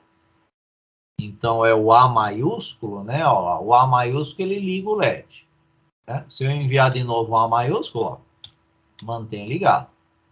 Se eu enviar qualquer outro, ó, que não seja o B, né? Não acontece nada. Agora eu vou enviar o B, ele desliga, ó. O A liga, o B desliga. O A liga, o B desliga. Então, eu tenho controle remoto, né? Remotamente, eu estou controlando esse LED aqui.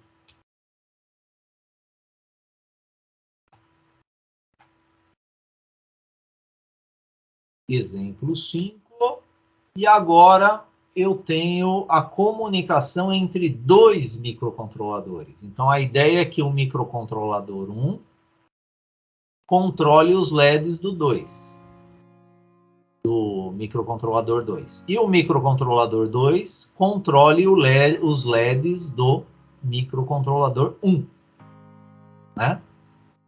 Então, o microcontrolador 1 vai controlar o 2 e o 2 controla o 1.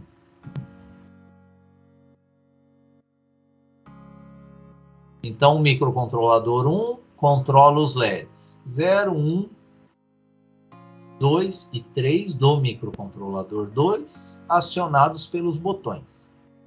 E vice-versa. O 2 vai controlar os LEDs de 0 a 3 do 1 pelos botões. E os LCDs vão informar os dados que eles receberam. O código está aqui. Né? Então, esse código ele vale para os dois, né, microcontroladores. Tá? Então, quem quiser depois fazer o teste, esse código ele vai ser utilizado nos dois. Falta o laço principal, né, que está aqui, ó, né, a continuidade aí do código. Vamos ver aqui esse aqui, então, vai utilizar um outro hardware aqui, tá? Deixa eu pegar aqui o Proteus da aula 6. Vou pegar esse kit.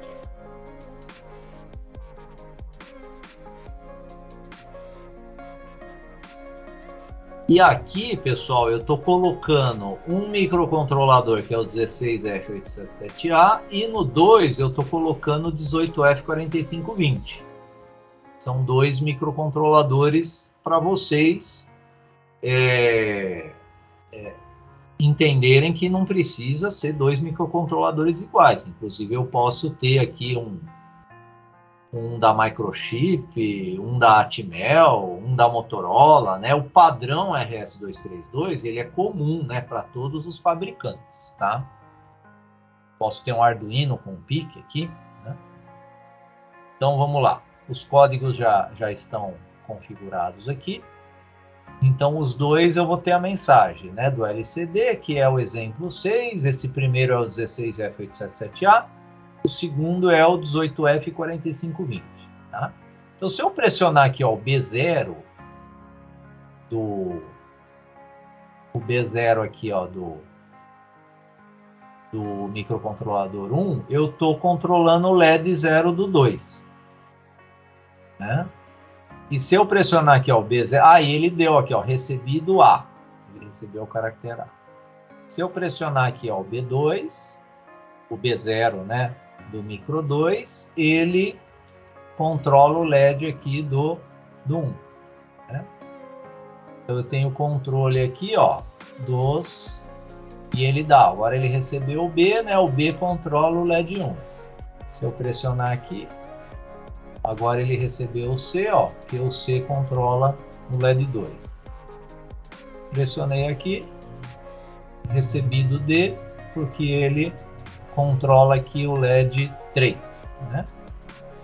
Se eu pressiono de novo, ó, desliga, pressiono aqui, ó, de novo, desliga, né? Então eu tenho esse controle do liga e desliga do micro 2 para 1 e vice-versa aqui, né? Ó, eu posso com 1 controlar os LEDs aqui do 2, né? E ele vai dando também os caracteres que ele está recebendo aqui, né?